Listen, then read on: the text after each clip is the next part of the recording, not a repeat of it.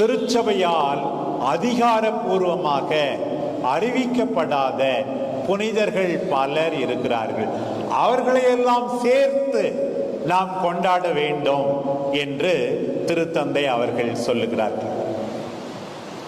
அந்த பிள்ளைகளை பாசத்தோடு வளர்க்கின்றாரே, அவர் புனிதர் தான்.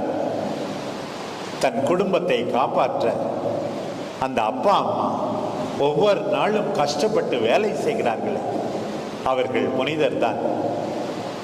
வாங்குகிற சம்பளத்துக்கு உண்மையாகவே சரியான விதத்தில் கணக்கு கொடுக்கின்ற விதத்தில் கஷ்டப்பட்டு அந்த பள்ளியிலே பாடம் சொல்லி கொடுக்கிறாரே, அவர் புனிதர் தான். லஞ்சம் வாங்காமல் நேர்மையாக அந்த அரசு அலுவலகத்தில் வேலை செய்கின்றாரே, அவர் புனிதர் தான். திருத்தந்தை இப்படிப்பட்ட புனிதர்களை எல்லாம் நமக்கு அடையாளம் காட்டுகிறாரே பாருங்கள்.